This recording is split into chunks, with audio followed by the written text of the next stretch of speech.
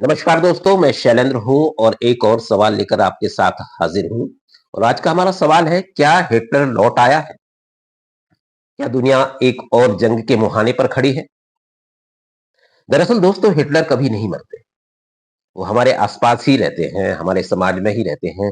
और जब भी मौका मिलता है वो किसी बड़ी जंग की वजह बनते हैं। और इस बार हिटलर लौटा है डोनाल्ड ट्रंप के रूप में। जी हाँ, अमेरिका के राष्ट्रपति डोनाल्ड ट्रंप की मैं बात कर रहा हूँ। और जंग की शुरुआत हो चुकी है, जिसको हम वर्ल्ड ट्रेड वॉर कह रहे हैं। टैरिफ को लेकर जो पूरी दुनिया में हलचल मची हुई है, जिस तरह से अमेरिका ने 160 देशों पर टैरिफ लगा दिया है, नया टैरिफ लगा दिया है। और उसके जवाब में चीन का जो रिएक्शन है, वो दुनिया को एक जंग की तरफ ले जा रहा है। फिलहाल ये जंग सिर्फ व्यापार में दिखती है, बाजार में दिखती है, लेकिन ये कब आर्थिक जंग जो है, कब सामरिक जंग में बदल जाए, कहा नहीं जा सकता।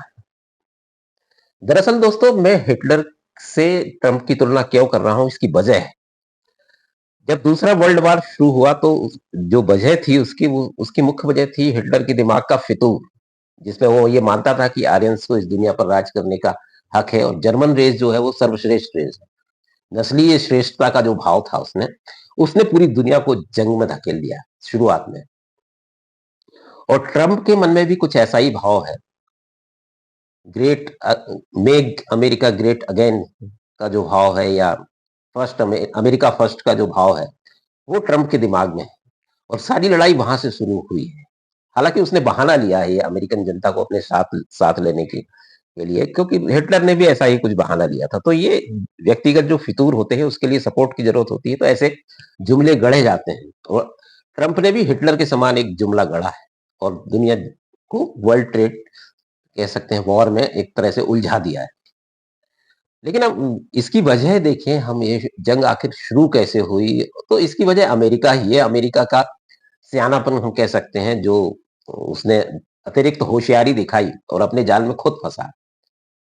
इसको ऐसे समझा जा सकता है कि पहले 1940-1930 के दशक से हम कह लें, जब यूरोप और अमेरिकन पश्चिमी दुनिया में उत्पादन काफी बढ़ा औद्योगिक क्रांति के कारण, और उसको बाजार की जरूरत थी।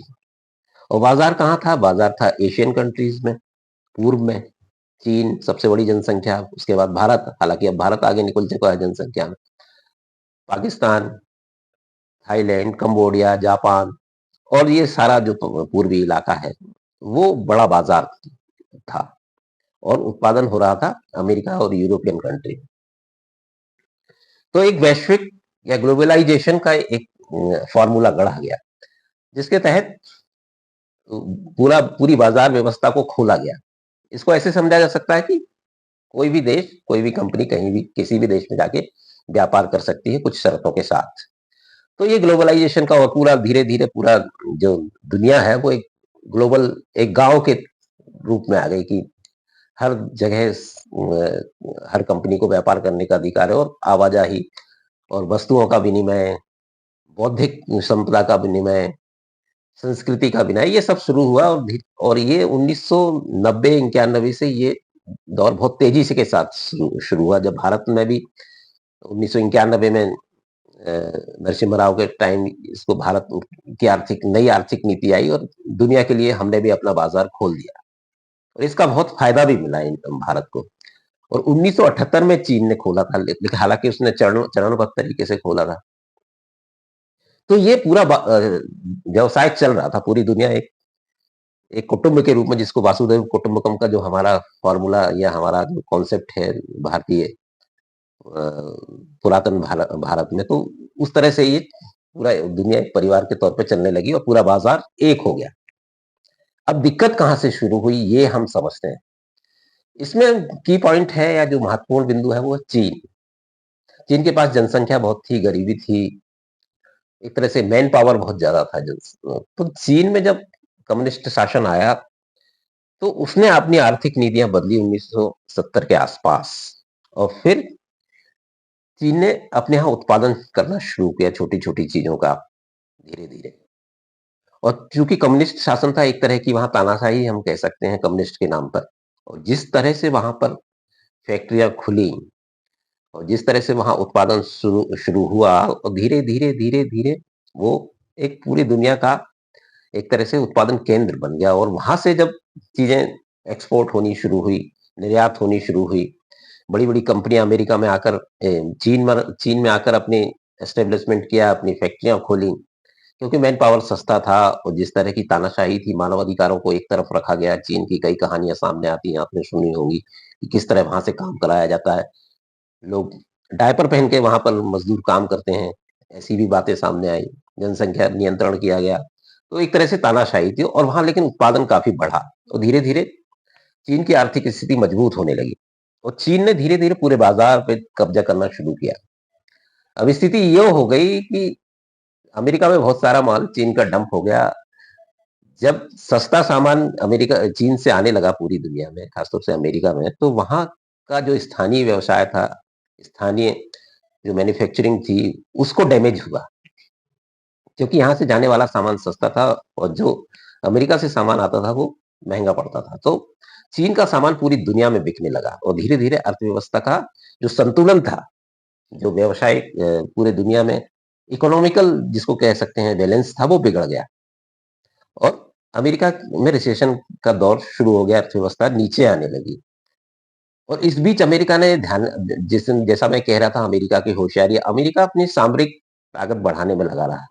वो अफगानिस्तान में फौज भेजने में लगा रहा, वो उसामा बिन लादेन के पीछे पड़ा रहा, दुनिया में कहाँ क्या किस देश के बीच क्या तनाव है उसमें उसको इंटरफेयर करना था। तो दुनिया का पूरा ध्यान इस पर रहा और उसको लगा कि वो चौधरी है पूरी दुनिया का। तो ये चौधराहट उसको, कहीं उस चौधराहट में वो भूल गया कि बाजार के क्या हाल है। और जब तक वो जागा तब तक देर हो चुकी थी। चीन का पूरा अर्थव्यवस्था पर एक तरह से कब्जा था। हालांकि अभी भी अमेरिका पूरी अर्थव्यवस्था अगर हम देखें तो उसमें 25 से 30% अमेरिका का कब्जा है, उसका रोल है। जो पूरी दुनिया की जीडीपी है उसमें 25 से 30% अमेरिका का हिस्सा है।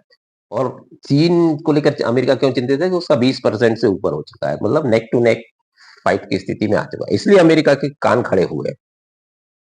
अब ट्रंप जब सत्ता में आए, 2016 की भी बात कर रहा हूं मैं, जब उनका पहला कार्यकाल था, ये बात उनको तभी समझ में आ गई थी कि दुनिया में क्या हालात बनने वाले हैं, क्योंकि वो व्यापारिक, उनका बैकग्राउंड जो है वो बिजनेसमैन का है, तो उन्होंने ये सब चीजें भांप ली। उसके बाद 2016 में जब उन्होंने सत्ता संभाली तो उन्होंने टैरिफ के बारे में सोचा, 10% टैरिफ लगाया। हालांकि उस टाइम काफी विरोध हुआ, फिर आगे पीछे हुई बात, लेकिन उस तरह से वो नहीं कर पाए। लेकिन अब जो वो दूसरे कार्यकाल में आए हैं तो दुनिया में बड़ी स्पष्ट तस्वीर है बाजार की, तो उनको निश्चित रूप से अमेरिका को अगर फिर से वर्ल्ड पावर के पद पर कायम रखना, तो ये सब उनको करना पड़ता। तो उनको ये रास्ता नजर आया, हालांकि ये कितना सही कितना गलत, ये इसकी समीक्षा की जानी चाहिए। तो इस तरह से अब बैलेंस बिगड़ रहा है पूरी दुनिया का। अब चीन पर अमेरिका ने 104% का टैरिफ लगा दिया है। अगर उसने बदले में 56% लगाया तो उन्होंने 104% कर दिया। तो अब ये लड़ाई पूरी तरह पीक पर आ चुकी है और इसका क्या परिणाम होगा, इसके परिणाम की अगर हम बात करें तो दुनिया में ग्लोबलाइजेशन, अब डी ग्लोबलाइजेशन का दौर शुरू होगा। देश अपने, अब जो विश्व, पूरी दुनिया जो खुली खुली सी है, अब वो पूरी बंद होने के कगार पे आएगी। हर देश अपने आप में सीमित होगा और लोगों की आवाजाही रुकेगी, पर्यटन रुकेगा, क्योंकि व्यापार के जरिए सब कुछ होता है। व्यापार उसका बेस है। बौद्धिक संपदा का, मैन पावर का आदान प्रदान हो, चाहे संस्कृति का आदान प्रदान हो, चाहे वस्तु विनिमय हो, तो ये सब सीमित होगा। अगर ये जंग ऐसे ही चली, अगर किसी नतीजे पे कोई नेगोशिएशन फाइनल नहीं हो पाया तो दुनिया यू टर्न लेगी और हर देश आत्मनिर्भर होने की कोशिश करेगा कि अपनी जरूरतों का सामान वो खुद बनाए और जैसे भी करेगा, लेकिन दुनिया बंद बंद सी हो जाएगी, ये तय है। तो इसका एक असर ये होगा। और ये दूसरी बात है कि जब ये तनाव बढ़ेगा तो कभी भी ये सामरिक रूप भी ले सकता है और जंग दुनिया में छिड़ सकती है। अंतिम इसका अगर हम कहें कि सबसे बुरा परिणाम यही होगा। अब हम इस पूरे उसमें भारत पर कितना असर होगा तो इसकी बात कर लेते हैं। ये सबसे महत्वपूर्ण सवाल है। तो देखिए, भारत में बहुत ज्यादा, जैसे कि वर्ल्ड वार 1 और वर्ल्ड वार 2, इन इन पे भारत का कोई खास असर नहीं हुआ था दुनिया में। उस तरह से इन दोनों बारों में भारत उस तरह से इन्वॉल्व नहीं हुआ था। ब्रिटिश भारत था उस समय, ब्रिटिश इंडिया था, लेकिन ये थोड़ा अलग ही रहा था। भारत में कोई ऐसी बात आई नहीं थी और इस वर्ल्ड वार में भी यही हालात है। भारत पर बहुत ज्यादा असर होगा नहीं। इसकी वजह है इसकी वजह यह है कि हमारी इकोनॉमी है जो है डोमेस्टिक इकोनॉमी। हम अपना बनाते हैं और अपना खर्च करते हैं। मांग के आधार पर हमारा उत्पादन है, आपूर्ति है। तो जो दुनिया की सप्लाई चेन है उसमें इंडिया शामिल होते हुए भी डिपेंडेंट नहीं है, हम कह सकते हैं। क्योंकि जो ग्लोबलाइजेशन में सबसे महत्वपूर्ण होती है सप्लाई चेन, जो पूरी दुनिया में बनी हुई है। और ये जो ट्रेड वार शुरू हुआ है उसमें सबसे ज्यादा डैमेज वही हुई है, एक सप्लाई लाइन डैमेज हुई है। तो अब जैसे अमेरिका की कोई कंपनी चीन में उत्पादन कर रही है तो ये टैरिफ से वो भी प्रभावित होगी, उसको भी अपना काम समेटना पड़ेगा। चीन की कंपनी अमेरिका में है तो, और ऐसे ही सारे देशों की कंपनियों को सबसे ज्यादा असर होगा, और इसलिए एक असमंजस का दौर बना और आर्थिक नुकसान काफी शुरू हो चुका है। दुनिया में भागम भाग शुरू हो जाएगी कंपनियों में। इस तो भारत की हम बात कर रहे हैं, तो भारत की एक डोमेस्टिक इकोनॉमी है। इसको हम कह सकते हैं कि देखिए, गांधी जी का जो कॉन्सेप्ट था, गांधी जी को क्यों महान कहा जा सकता है कि वो ये सब चीज समझते थे, जो उनका आर्थिक मॉडल था। उन्होंने ग्राम स्वराज का एक कॉन्सेप्ट दिया था। ग्राम स्वराज मतलब हर गांव एक आर्थिक इकाई के रूप में स्वतंत्र हो, उसका एक लोहार हो, उसका एक बढ़ई हो, उसका एक मिस्त्री हो, कारपेंटर हो, और पूरा गांव एक आर्थिक इकाई हो। अगर बाहर से सब कुछ बंद भी हो जाए तो वो अपने आप में वाइबल रहे, जीवित रहे, एक वहां का पूरा अर्थतंत्र। तो अब उसी ग्राम स्वराज की याद आ रही है दुनिया को, खासतौर से भारत को। और भारत इस पे चाहे जान के या अनजाने में अलग ही रहा थोड़ा सा, क्योंकि जो हमारा मॉडल है, जो हमारी संस्कृति है, वो उसमें इस चीज का जोर रहा है। और आत्मनिर्भर भारत का नारा काफी पहले से, 8-10 साल पहले से चल रहा है, मोदी सरकार जब से आई है, तो ये कॉन्सेप्ट भी हमको सपोर्ट करेगा। तो भारत इस तरह से बचा रहेगा। लेकिन इस आपदा में कुछ अवसर भी हैं, और सबसे ज्यादा फायदा भारत को इसका हो सकता है, क्योंकि चीन हमारा पड़ोसी है। और चीन और भारत में सिमिलरिटी है, खासतौर से मैन पावर के तौर पर। मैन पावर हमारे पास भी बहुत ज्यादा है। हमारी जनसंख्या अब दुनिया में हम सबसे ज्यादा मैन पावर के देश है। इसलिए कोई भी हमसे पंगा लेना नहीं चाहेगा, क्योंकि बाजार चाहिए। जो भी अपना सामान बनाएगा देश, उसको बाजार चाहिए, और बाजार सबसे बड़ा कहाँ है? भारत में है। वह डाइवर्सिफाइड, या कह सकते हैं वर्सटाइल बाजार है। हर चीज की जरूरत है यहाँ पर, सुई से लेके हवाई जहाज तक। और जिस तरह का हमारा क्लाइमेट है, हर चीज यहाँ पर बिकती है। तो एक इससे ज्यादा आदर्श बाजार, इसलिए हमसे कोई टैरिफ वॉर में उलझेगा ये लगता नहीं। अमेरिका भी उलझा नहीं, अगर आप ध्यान से देखें, उसने 26% लगाया, तो रिसिप्रोकल टैरिफ है ये, और इसमें कोई बहुत बड़ी बात नहीं है। और देखिए, हमारी अर्थव्यवस्था निर्यात पर निर्भर नहीं है। हमारा सिर्फ जो जीडीपी है उसका हम 10% कह सकते हैं कि हमारी अर्थव्यवस्था 10% ही निर्यात पर आधारित है। और जो वर्ल्ड जो टैरिफ का जो वार छिड़ा है, उसमें हमारी सिर्फ 2% अर्थव्यवस्था प्रभावित होगी, वो भी पूरी तरह नहीं। तो भारत को इससे चिंतित होने की जरूरत नहीं है, लेकिन अवसर जरूर है भारत के सामने। तो ये पूरा सिनारियो ये है, जो वर्ल्ड ट्रेड वार जिसको हम कह रहे हैं।